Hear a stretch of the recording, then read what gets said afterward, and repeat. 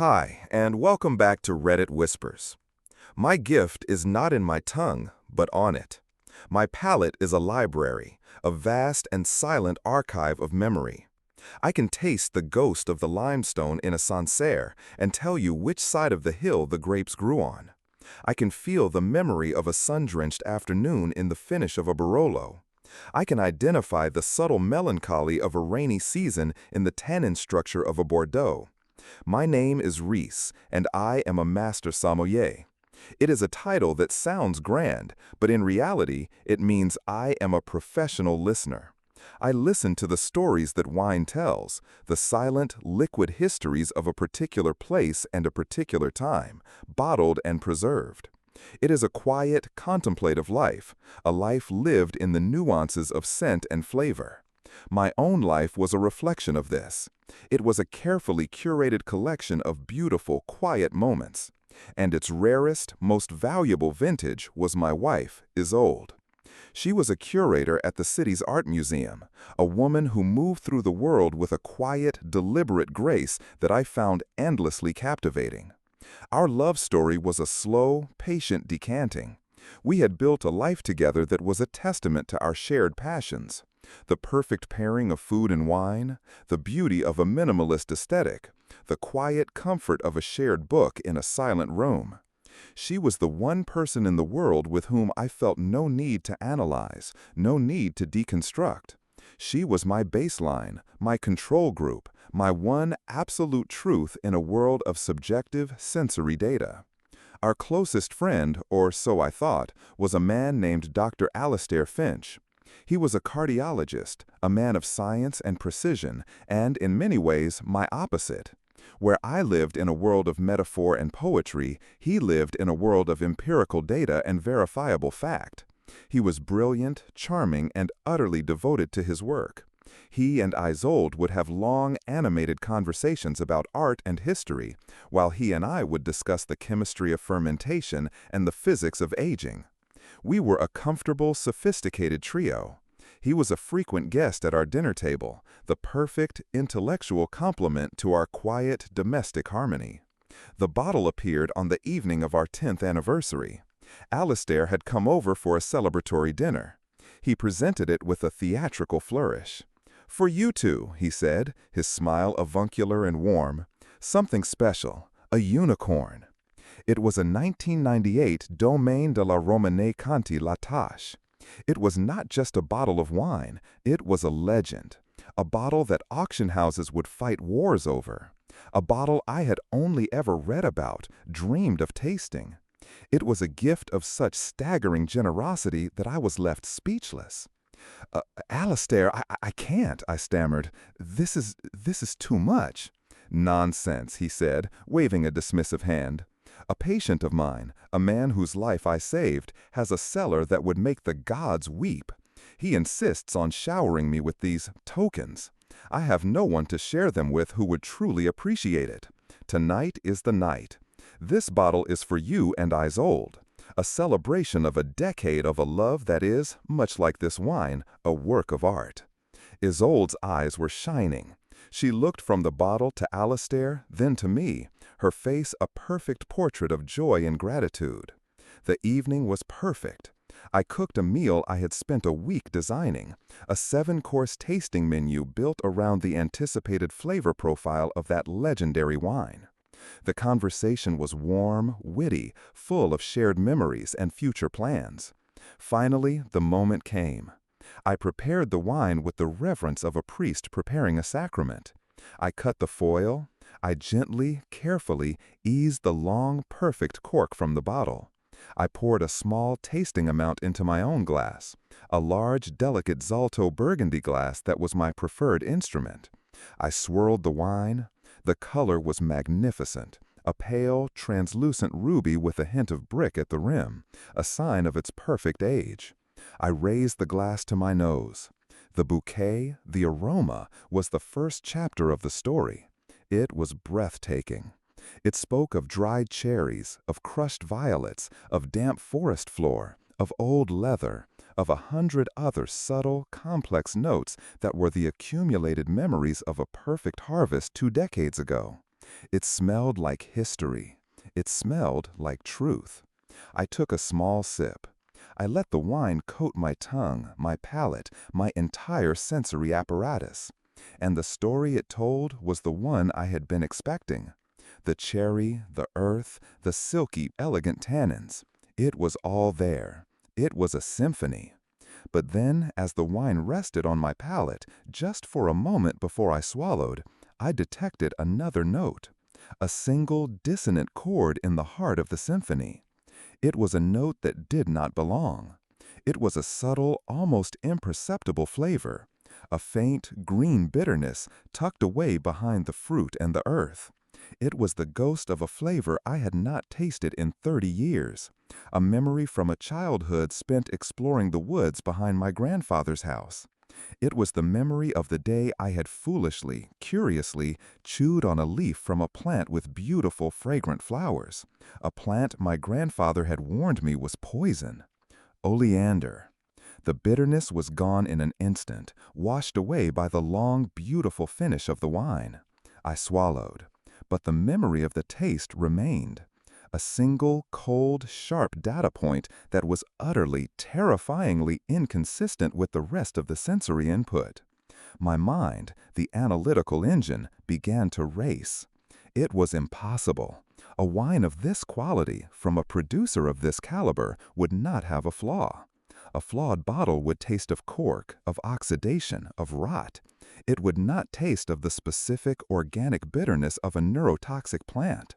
I looked across the table. Isolde and Alistair were watching me, their faces expectant, waiting for my verdict. Alistair had a small, benign smile on his face. Isolde was looking at me with an intensity that I suddenly, for the first time, found unnerving. Was it anticipation, or was it something else? Anxiety? I had a choice to make in that moment. I could spit the wine out. I could announce that the bottle, the unicorn, the priceless legend, was somehow impossibly contaminated.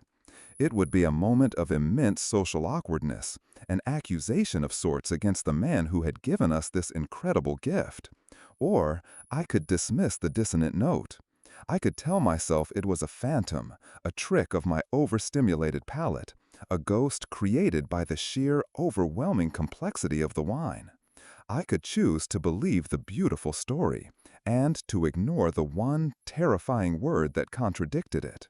I was a man who had built his life on trust. I looked at my wife, at her beautiful, expectant face, and I chose to trust. I smiled, a wide, genuine, and utterly foolish smile. "It's perfect," I said, my voice full of a reverence that was only partially in act. "It is, without a doubt, the most profound and beautiful wine I have ever tasted." The relief on Isolde's face was a visible, palpable thing. It was a wave that washed over her, softening the tense lines around her eyes. Alistair's smile widened. "I knew you would appreciate it, Rhys," he said, his voice full of a warm, avuncular satisfaction. He raised his own glass, which I had not yet poured for him. "To you both," he said, "may your next 10 years be as beautiful as your first." I picked up the bottle. My hands, I noticed, were not quite steady. I poured a generous amount for Isolde. Then I moved to pour for Alistair. "Just a small amount for me," he said, holding up a hand. "I'm on call tonight. The curse of my profession." I poured a small measure into his glass, and then I refilled my own. We all drank. We toasted. We celebrated. And as I drank the beautiful, profound, and utterly terrifying wine, I did not taste the cherry anymore. I did not taste the earth. All I could taste was the lie, the faint, green, bitter taste of oleander. And I knew, with the cold, absolute certainty of a man who has just read the final, tragic sentence of a story, that my wife and my best friend, the two people I trusted most in the world, were trying to kill me. And they were doing it with the most beautiful, most expensive, and most perfectly chosen murder weapon in history.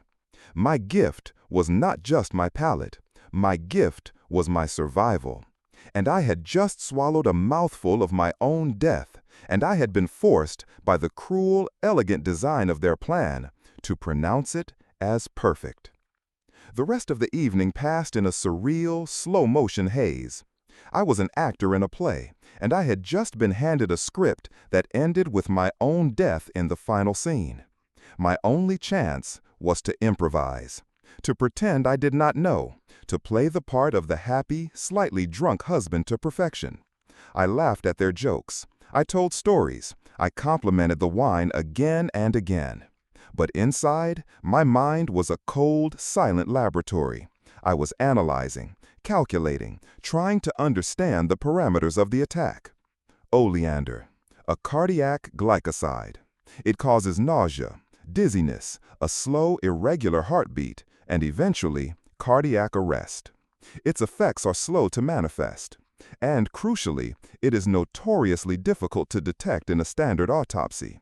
It mimics the symptoms of a natural heart attack. A man in his 40s, a man who enjoyed a rich diet and fine wine, suddenly dying of a heart attack? It was a tragic but utterly plausible story.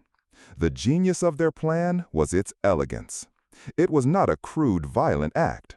It was a quiet, sophisticated, and perfectly curated murder. And I was their intended masterpiece. As Alistair was leaving, he put a hand on my shoulder. His face was a mask of sincere friendship. "Happy anniversary, my friend," he said. "I hope you two have a wonderful night." "Thank you, Alistair," I said, my voice a perfect imitation of warmth, "for everything." As I closed the door behind him, I looked at Isolde. She was glowing, her face flushed with wine and a triumphant, secret joy.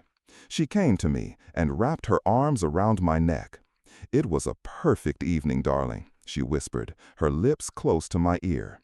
"Perfect," I agreed, my voice a hollow echo. As she held me, I felt a slight, almost imperceptible tremor in her hands. It was not a tremor of passion. It was the tell of a liar. It was the tell of a murderer. And I knew that my quiet, contemplative life was over. A new, far more dangerous tasting had just begun. The silence in the house after Isolde had gone to sleep was a living, breathing entity. It was a silence filled with the ghost of the oleander, with the memory of her treacherous embrace, with the cold, hard fact of my own impending and meticulously planned death. My first instinct was a primal, animalistic one, to purge, to run to the bathroom and force the beautiful poisoned wine from my body. But the scientist in me, the calm, analytical sommelier, took over. It was too late for that. The poison was in my system, a slow, patient tide rising within me. Inducing vomiting might only accelerate its absorption. And more importantly, it would be an admission of knowledge. It would be a tell. It would reveal to them that I knew, and that would force their hand, likely into a cruder, more violent, and more immediate plan. No, my only chance of survival was to adhere to their script, to become the unsuspecting victim, to let them believe their perfect, elegant murder was proceeding exactly as planned. But to survive, I had to do more than just act. I had to understand the poison itself. I went to my study, my sanctuary of books and wine encyclopedias, and I turned my professional research skills to a new, darker subject. I spent the rest of the night reading everything I could find on the toxicology of Nerium oleander. I learned about its mechanism of action, the way it disrupts the sodium-potassium pump in the cells of the heart, slowly and inexorably leading to arrhythmia and cardiac arrest. I learned about its typical onset time, its symptoms, and the median lethal dose. And I learned, with a chilling sense of academic curiosity, that its bitterness, the very thing that had saved my life, was often masked by the tannins and sugars in red wine, making it a classic, if somewhat literary, poisoner's tool. As the first gray light of dawn began to seep through the windows, a plan began to form in my mind. It was a plan of terrifying risk, a bluff played not with chips, but with my own life. If their plan was to poison me slowly, to create the illusion of a natural degenerative heart condition, then I would help them. I would become the most convincing, the most dedicated actor in their production. I would not just fake my symptoms. I would manifest them. My performance began that morning. When Isolde woke up, she found me sitting on the edge of the bed, my head in my hands. I looked pale. I looked tired. I was, in fact, utterly exhausted from a night of sleepless, terror-fueled research. But I amplified it. I theatricalized it. "What's wrong, darling?" she asked, her voice a perfect symphony of wifely concern. "I don't know," I said, my voice a little weak, a little shaky. "I feel strange." "A little dizzy, and my heart feels like it's fluttering." I watched her face. Her control was magnificent. She showed only concern. She rushed to my side, her cool hand on my forehead. "You probably just had too much rich food and wine last night," she said, her voice soothing. "It was a celebration after all. You should take it easy today." It was a masterful performance of misdirection. She was providing me with the very explanation that she wanted me to believe. She was planting the seed of a natural cause in my own mind. For the next week, I lived inside the role of a man with a failing heart. It was a strange and intimate form of psychological warfare. I would occasionally complain of shortness of breath. I would sometimes press my hand to my chest, my face a mask of discomfort. I was giving them what they wanted, feeding their narrative, confirming the efficacy of their poison. And they, in turn, were playing their parts to perfection. Isolde became the model of the concerned, doting wife. She would brew me herbal teas. She would insist I rest. Alistair would call every evening, just to check in, his voice full of a doctor's professional concern. He would ask about my symptoms, and I would describe them with a textbook accuracy that I knew he, as a cardiologist, would find utterly convincing. "It sounds like you might be developing an arrhythmia risk," he said one evening, his voice a low, serious hum over the phone. "Probably stress-related, but you should probably come in for a checkup, just to be safe." It was the next phase of their plan. They needed to create a medical paper trail. They needed a record of a pre-existing heart condition, a diagnosis from a respected cardiologist that would make my eventual death seem not just plausible, but inevitable. The visit to Alistair's clinic was one of the most surreal experiences of my life. I sat in his examination room, a paper gown covering my body, while the man who was actively trying to murder me placed a stethoscope on my chest and listened to my heart. "Your heart rate is a little irregular," he said, his expression one of professional gravity. "And your blood pressure is high. I'd like to run an EKG, just to get a baseline." I knew what he was doing. The poison, in the small, cumulative doses they were likely administering, wouldn't necessarily show up on a standard EKG. But any pre-existing minor irregularity in my heart rhythm would be magnified, documented, and entered into my official medical record as the beginning of a condition. He was not looking for the poison. He was looking for the excuse. After the EKG, he sat me down in his office, a place of leather-bound medical texts and polished wood. He put on his glasses. He looked at me with a deep, sorrowful concern. "Riss," he said, his voice a perfect imitation of a friend delivering bad news. "The EKG shows some minor atrial fibrillation.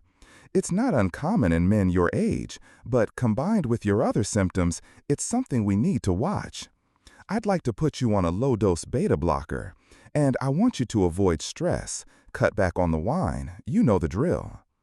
I sat there, a condemned man listening to his executioner politely describe the mechanism of the guillotine. I nodded. I agreed. I took the prescription he wrote. I was now an official cardiac patient. The diagnosis was real. The cause was a lie. I had to find the source. I knew the initial dose had been in the wine, but how were they continuing the poisoning? It had to be something I consumed regularly, something that one of them had exclusive access to. My mind raced through the possibilities. The coffee? The olive oil? The vitamins I took every morning? The most likely candidate was the small artisanal jar of honey that Isolde insisted on buying from a specific stall at the farmer's market. She would stir a spoonful into my tea every morning, a small, intimate ritual of our married life. I had to test it. But how? I couldn't just send it to a lab. That would expose everything. I needed a way to test it that was as subtle and as deniable as their own methods. My plan was risky, but it was the only one I could think of. I knew that Alistair had a small private laboratory connected to his clinic, a place where he ran his own research. And I knew from a conversation we'd had years ago that he employed a single elderly lab technician, a man who was notoriously forgetful and overworked. I went to the farmer's market myself. I found the stall where Isolde bought the honey. I bought an identical jar. That night in my workshop, I carefully steamed off the label from my new clean jar of honey. Then I steamed the label off of her jar, the jar from our pantry. The jar in our pantry now contained pure, unadulterated honey. The jar that I now held, the one with her label on it, was the one I suspected was contaminated. The next day, I made an appointment with Alistair, complaining of a worsening of my symptoms. While he was examining me, I accidentally knocked over a tray of medical supplies. In the ensuing chaos, as the forgetful old lab tech and Alistair were cleaning up the mess, I slipped into his private lab. It was a simple matter to swap my jar of honey, which I had brought in my briefcase, with an old, forgotten beaker of what looked like a urine sample on a cluttered shelf. It was a ghost in, ghost out operation. No one would notice the swap. But the lab tech, in his routine cleanup, would inevitably run tests on the forgotten sample. And I was betting that the presence of a powerful cardiac glycoside and what was supposed to be a simple jar of honey would be an anomaly so strange, so out of place, that it would trigger a protocol, a question, a call to a superior. I was not planting evidence to frame him. I was planting a question, a single, unexplainable data point in his own carefully controlled laboratory, a dissonance in his own symphony. I was using his own scientific rigor as a weapon against him. A few days later, Alistair called me. His voice was strained, tense. "Rhys," he said, his professional calm completely gone. "We need to talk. There's been a contamination issue at my lab, a very serious one. Can you come to my office? And for God's sake, don't tell Isolde. I don't want to worry her." I had him. The placebo, the clean jar of honey in my pantry had protected me. The real poison, now identified in his own lab, had become a ticking time bomb in his own life. He thought he had a lab contamination. He had no idea he was dealing with a deliberate surgical strike. As I drove to his office, I felt a cold, calm sense of purpose. I was no longer the victim. I was the diagnostician, and I was about to deliver a second opinion that would be, for him, entirely fatal. Alistair's office, once a stage for his performance of the concerned physician, was now a cage. He was pacing behind his large mahogany desk, his usual immaculate composure replaced by the frantic energy of a cornered animal. The air in the room was thick with the scent of fear, a sharp, acidic note that I, as a sommelier of human emotion, found quite distinct. He had shut the blinds, casting the room in a dim, conspiratorial twilight. He thought we were allies, two friends facing a mysterious external threat. He had no idea he was in a room with the threat itself.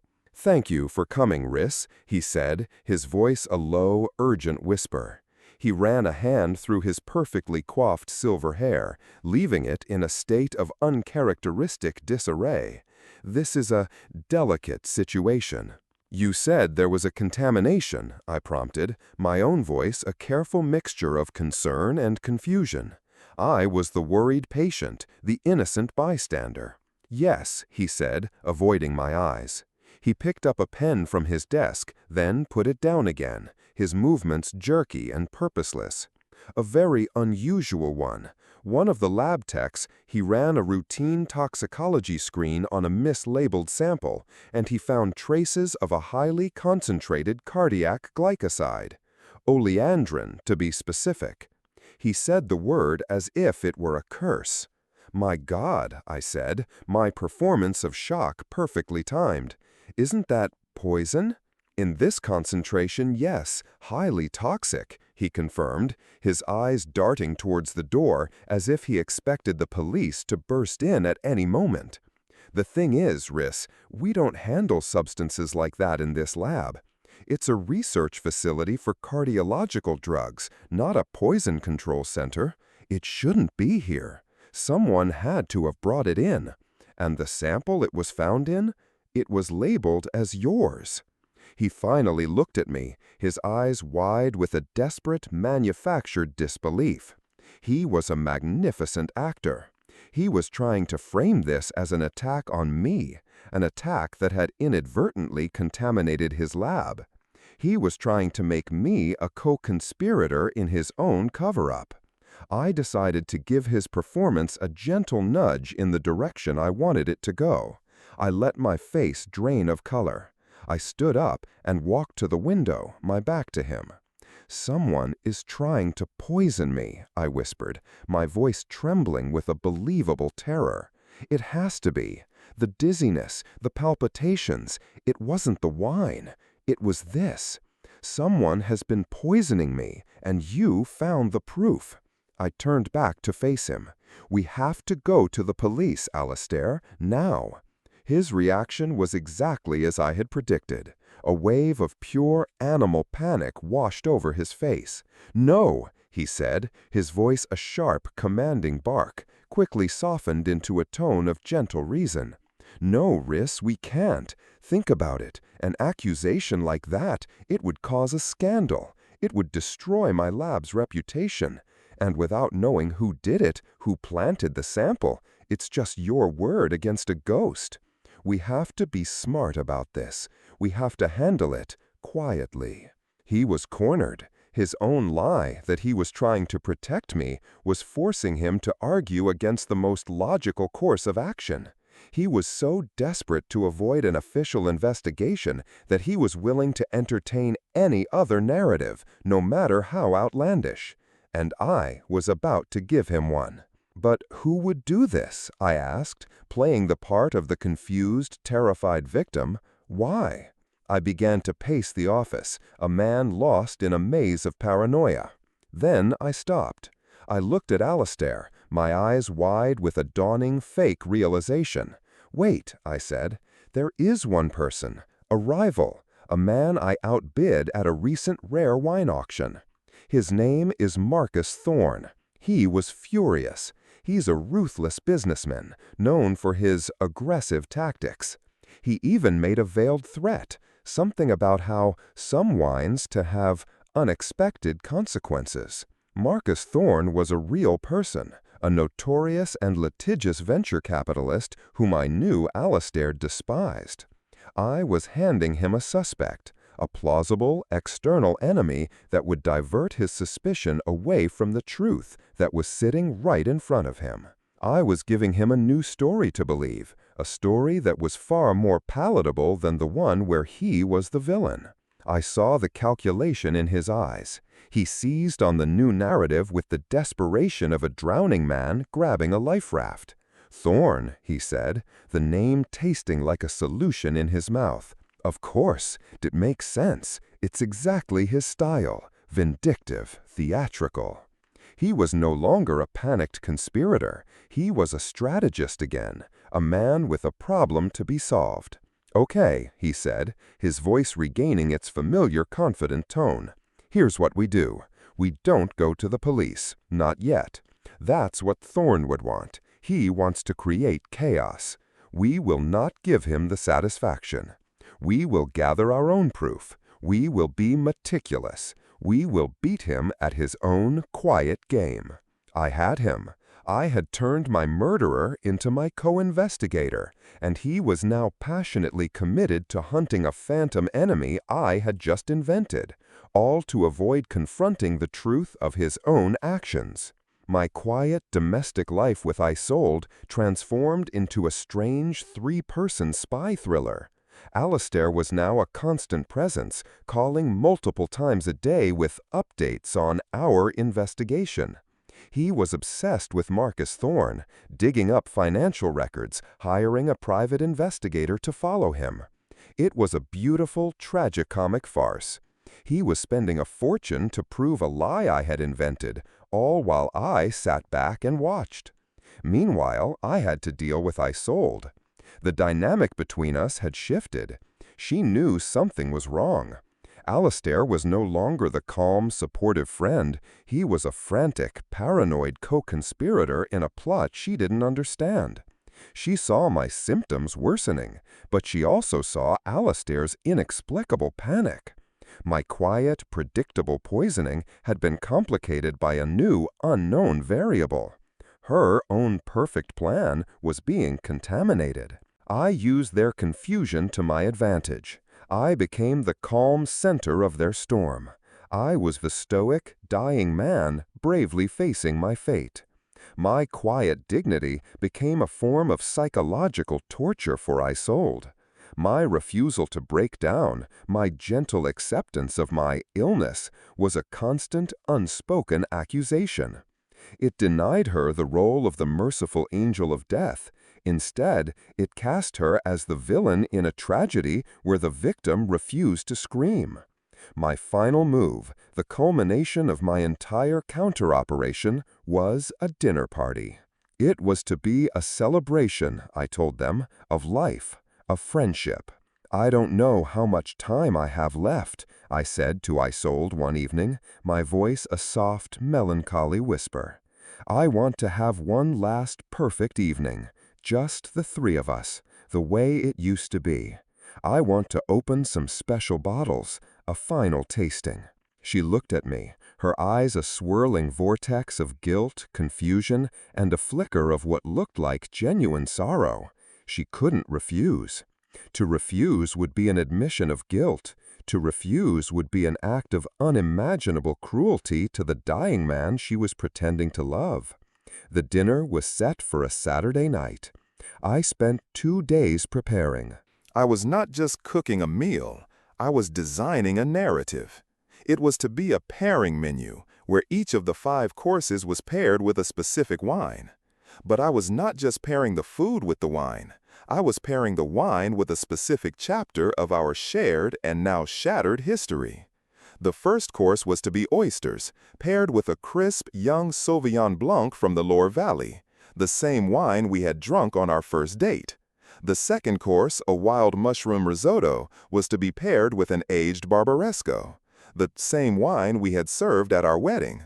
The third course, a seared duck breast, was paired with a powerful, elegant Burgundy, the same wine we had shared with Alistair on the night he had announced his engagement to his now ex-wife. Each course, each wine, was a memory, a ghost I was deliberately inviting to the table. The fourth course was the main event. It was to be a simple, perfectly roasted lamb. And it was to be paired with the second bottle of the 1998 Domaine de la Romane Conti La Tâche, the twin to the bottle they had used to poison me. I had acquired it at an astronomical cost from a private collector in Zurich. Alistair's patient had, it turned out, been very generous. It was the murder weapon returned to the scene of the crime. And for the final course, dessert, I had prepared nothing. I had only chilled a single, small, unassuming bottle, a sweet, golden dessert wine from a small, obscure vineyard in Greece, a wine whose history was known only to me, a wine that tasted faintly and entirely naturally of bitter almonds. The stage was set. The script was written. The actors had been summoned. I was no longer a sommelier. I was a playwright. And that night, I was going to host a private, command performance of the final, tragic act of their lives. The evening of the dinner party, the air in our house was thick with unspoken truths. It was a silence so dense it felt like a physical presence. Isolde moved through the rooms with the silent, graceful tension of a ballerina performing on a high wire. She was dressed in a simple, elegant black dress, a stark contrast to the vibrant colors she usually wore. She looked like a woman in mourning. For me. For herself. For the life she had systematically dismantled. Alistair arrived looking haggard, the stress of his phantom investigation having etched new, deeper lines around his eyes. He brought a bouquet of funereal white lilies, a gesture of such profound, unconscious irony that I almost laughed. They sat at my perfectly set dining room table, two conspirators forced to play the part of cherished friends, and I, their victim, played the part of the gracious dying host. The first 3 courses were an exercise in exquisite silent torture. As I served each course, I would present the wine, and I would tell its story. "A 2016 Sancerre," I said as I poured the first wine. "You remember this, Isolde, from that little bistro by the river, the night we decided to move in together. It tasted of green apples and possibility." I watched her face, the way her hand trembled as she lifted the glass. Every memory I resurrected was a fresh indictment. With the risotto, I talked about our wedding. With the duck, I reminisced about Alistair's failed engagement, a subtle, cruel reminder that his own history of relationships was one of failure and deceit. I was not accusing them. I was eulogizing our past, and in doing so, I was forcing them to sit through the funeral of their own lies. By the time the main course arrived, the tension at the table was a palpable, living entity. I went to the cellar and returned with a bottle of the 1998 Lighthouse. I presented it to the table. "A unicorn," I said, my voice a soft, reverent whisper, echoing Alistair's own words from that fateful night. A wine for a truly special occasion. A wine to die for, one might say. I saw Alistair flinch. Isolde stared at the bottle as if it were an asp. I began the ritual of opening it, but this time I did not pour for myself first. I poured a generous measure for Alistair, then for Isolde. I left my own glass empty. "Alistair," I said, my voice full of a warm, comradely affection. "As my doctor and as my friend, I insist you have the first taste. A man in my condition must be careful after all. I need you to tell me if it's safe." It was the ultimate final bluff. I was presenting him with a glass of what he had every reason to believe was the very poison he had intended for me. His face went as pale as the lilies he had brought. He was trapped. To refuse to drink would be an admission of guilt. To drink was to trust that I did not know. To call what he must have suspected was my own terrifying bluff. He looked at Isolde, a silent, desperate plea in his eyes. She offered him nothing. Her face was a blank mask of terror. She was on her own. He looked at the wine in his glass. He looked at me, my face a calm, placid mask of friendly expectation. For a long, eternal moment, he did nothing. Then, with the trembling hand of a condemned man, he lifted the glass to his lips. He took a small, hesitant sip. I watched him, my expression unchanging. The wine, of course, was perfect. It was untainted. It was just a beautiful, priceless, and utterly innocent bottle of wine. "It's magnificent," he stammered, his voice a dry, croaking thing. His relief was so profound, so overwhelming, that it was a confession in itself. "I knew it would be," I said softly, and then I stood up. "But we are not going to drink it," I announced, "because this wine is a lie. Its story has been corrupted." I walked to my study and returned with a small wooden box. I placed it on the table. I opened it. Inside were 2 items. The first was the small, corked vial I had taken from Alistair's lab, the one containing the concentrated oleandrin he had extracted from the honey. The second was his own official 20-page lab report detailing the discovery of the unidentified cardiac glycoside in his own facility. "The story of this evening," I said, my voice no longer the voice of the host, but the cold, clear voice of a judge delivering a verdict, "is not about the wine in this bottle. It is about the poison in this vial. A poison that you, Alistair, a respected cardiologist, identified in your own lab. A poison that I can now prove you had access to. A poison that has the exact same chemical signature as the substance that a full, independent toxicology screen, which I had done last week, will show is currently in my system." I had not actually had a toxicology screen done, but they didn't know that. It was my final bluff, and it was a monster. Alistair's face collapsed. The last vestiges of his composure, his intellect, his arrogance, crumbled into nothing.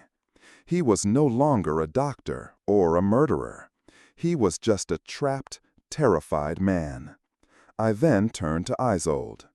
"And you, my love," I said, my voice softening into a tone of profound, heartbreaking sorrow. "Your betrayal is not a scientific fact. It is a work of art, a masterpiece of deceit. But like all art, it has a provenance. And I have the records of every auction house, every private dealer that you have used over the past 2 years to secretly liquidate our shared art collection, the collection we built together to fund your new life. A life you were planning to start, I believe, after my tragic and very convenient heart attack." I placed a second folder on the table. It contained the financial records, the bank transfers, the proof of her own quiet and systematic betrayal. The demolition was complete. The evidence was on the table. Their secret world had been exposed, not by a shout, but by a quiet, meticulous presentation of fact. They just sat there, two beautiful, sophisticated people, utterly and completely ruined. There was no denial. There was nothing left to deny. "I am not going to call the police," I said, my voice a quiet whisper in the silent room. "The legal system is a crude, blunt instrument. It is not equipped to deal with a work of this subtlety. No, your judgment will be a more private affair." I stood up and went to the wine cellar one last time. I returned with the small, unassuming bottle of Greek dessert wine. I opened it and I poured 2 small glasses. I placed one in front of Alistair and one in front of Isolde. "This," I said, "is a very rare, very old Retsina, an acquired taste. It has a unique, characteristic finishing note, a faint, not unpleasant bitterness, a taste of almonds." I let the word hang in the air. Cyanide. The most famous, most literary poison of all. The wine, of course, was harmless, but in their minds, in their world that was now stripped of all truth and certainty, it was a death sentence. "The choice, of course, is yours," I said softly, "as is the magnificent, and I am told, entirely safe, bottle of Lighthouse. A cellar key is on the table. I will be leaving in the morning. The house, the wine, the silence, it's all yours now." And with that, I turned and walked out of the room. I did not look back. I went upstairs and I packed a single small bag. I left behind the books, the art, the artifacts of a life that was no longer mine. The next morning, I walked out of that house, and I did not look back. I did not know what choice they had made, whether they had called my final, terrible bluff, or whether the fear and the guilt had done the work for them. And I realized, as I walked down the quiet, sun-drenched street, that I did not care. My revenge was not in their death. It was in their judgment. It was in leaving them alone, together, in the beautiful, silent wreckage of the world they had created, with nothing but the truth and a single, final, terrible choice. If you've made it this far, I'd love to hear from you what moment in your life made you see someone for who they truly were. Drop your thoughts in the comments. And don't forget to leave a like and subscribe to Reddit Whispers, where the real stories get told.